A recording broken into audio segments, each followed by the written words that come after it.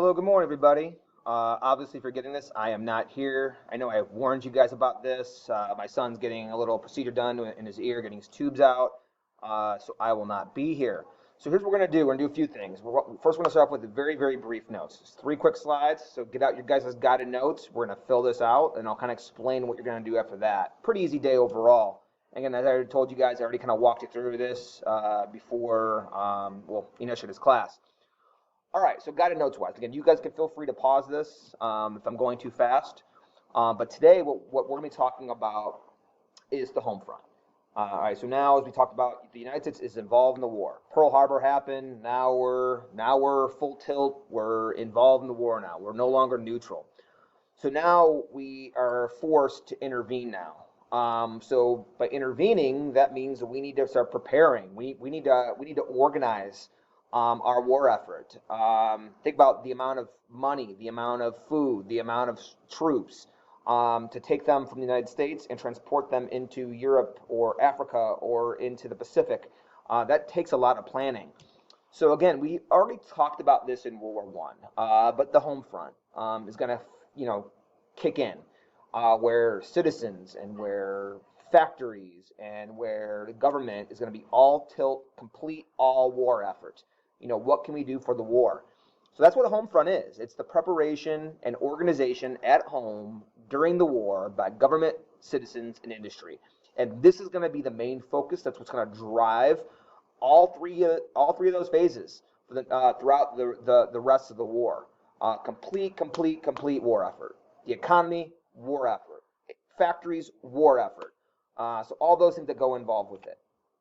All right, so all right, so we're going to be doing this in a minute, but one of the things that they're going to do, and we did not talk about this in our World War One unit, but they're going to be creating, the federal government is going to be creating war departments to oversee the organization for war. Think about it. It's the same thing as school, guys. You have school, and then you have each department. You have your English teachers, you have your social studies teachers, you have your math teachers. So you have it specialized by content. Whereas I can't teach English, I can't teach math, I can't teach gym, I can't teach health. I can't teach those things because my focus is nearly on history.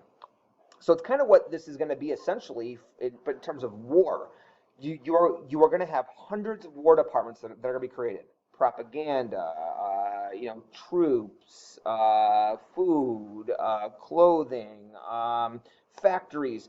You're going to have tons of these things where they're going to focus on a specific thing for the war. So hang on to that thought. We'll come back to that. So again, we've already talked about this in a World War One unit, but the Selective Service Act is going to be instituted again. A draft that's going to raise the Army to 10 million soldiers. So again, think about this. During the 1920s and 1930s, we kept our military relatively small. Because for one, we were focused on neutrality. We were focused on the Great Depression. So we limited our military during those times to save money on domestic issues like the New Deal and the Great Depression. So now we need to build up the military again. Raising money. We need to raise money through taxes and war bonds to raise money for the war. And then we briefly talked about this, and we'll talk more about this over the next couple days, but we're going to start having conservation and ration resources where we now need a lot more gas to be sent over into the war effort. So that means those at home, citizens at home, they're going to be rationed and limited in how much gas they can buy. Same for wheat, same for meat. Things are going to be limited in what you can buy because soldiers need those overseas to fight the war. And then last but not least, one of the things, again, we had one of the strongest militaries in the entire world. That goes without saying. But one of the biggest factors that the Americans have in World War II that was basically second to none, nobody could rival us, was our manufacturing, our production in factories was outstanding. The amount of weapons and the amount of ships and the amount of airplanes that our factories were able to produce for the war effort, countries weren't able to keep up. So where, for instance, Japan, when they lost a battleship, when they lost airplanes, sure, they could make new ones, but it took them a lot longer. Whereas we lost them and we could pump them out rather quickly. That was a major, major, major advantage that we're going to have in the war. So you see this right here. The government is going to take over industries to produce war materials. Like for instance, the IX Center down the street was turned into a tank factory in World War II. So here's just kind of showing you 1940. This is before the war even broke out when we were neutral. We had 22,000 workers producing ammo, cannon shells, and rifles. Well, look at 3 years later, when now we're involved in the war now. Now we have 486,000 workers producing those same things. Car production stopped in World War II.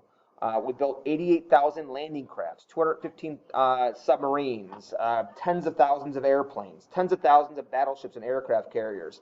So guys, think of this modern day example. Think about, with the whole coronavirus.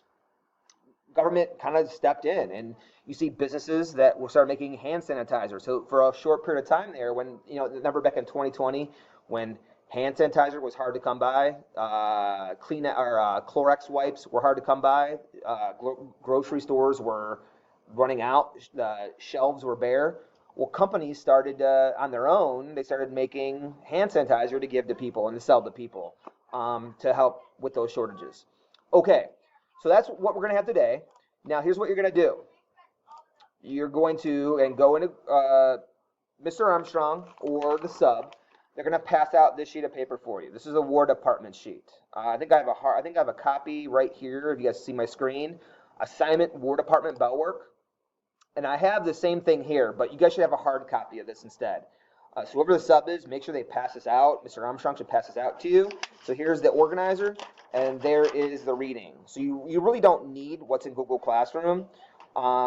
This part should be a hard copy. Now this should not take you long. All you're going to do is just fill out from the reading, and you're filling out the organizer. That is pretty easy, pretty simplistic. This should not take you the whole entire time period. This should maybe take you 10 minutes at most to do. All the answers are right on that reading, and it basically tells you what to basically write. Do not write word for word. Just read through it, and you're jotting down, kind of organizing it. Tomorrow in class, I'll check it for points for you for completion. But again, don't go nuts with it. Read each section. Again, it tells you what to write down for each thing. And then lastly, once you finish that, there's an Ed puzzle, the home front, part 1 right here. You're going to click on this, and you're going to watch the Ed puzzle. Try to get as far as you can on this. If you don't finish, it's going to be homework.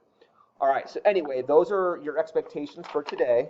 You shouldn't have a problem getting most of those things done. You might have a little bit of that puzzle still to finish.